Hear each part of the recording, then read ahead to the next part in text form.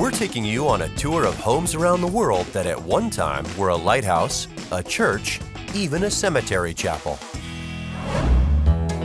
Our next house sits high on a hill in rural West Virginia. So rural, in fact, that it used to be a barn. But in 2002, after driving by it for years, homeowners Alan and Rita Key decided to make this hayloft their home.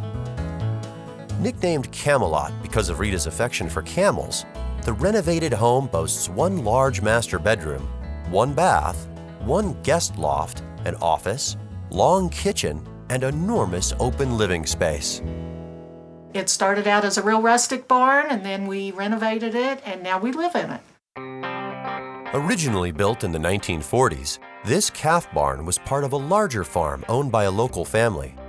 The Keys have put a lot of time and love into transforming this once dilapidated barn into a warm and cozy home. They kept many of the original elements of the barn intact. The master bedroom is located off of the main hallway and the home's office.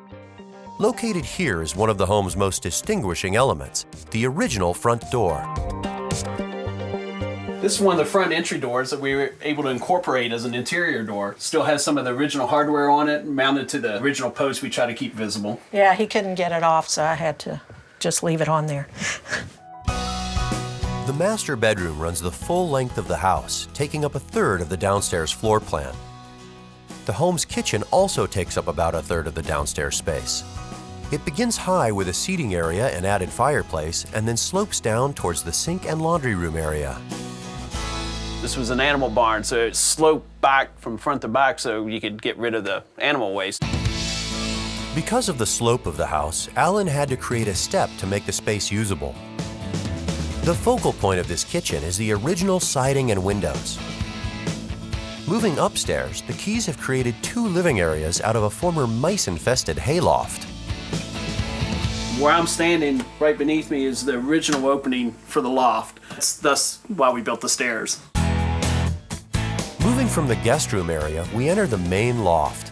When they first saw this space, not only was the ceiling caving in and the floorboards rotting, but there were also about 15 truckloads of hay left here. Now, in case you thought the house itself was distinctive, you might have missed out on one thing: Rita's love of camels and her camel collection.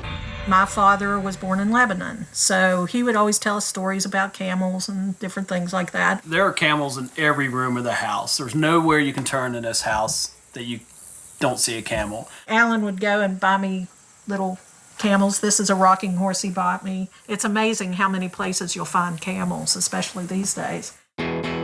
Something new to this house is the outside upper deck that Alan created. We built this on the back of the barn so that we could have a place to come outside and sit and enjoy the view. I think this is one of the best places to live. I've always liked the antiques and the older things, and so when I saw it, I was like, wow, this is a barn and I'm going to live in it. It seemed like a good idea at the time, you know. So they're probably not waiting for the cows to come home. For if they ever do, they'll find Alan and Rita happily settled in.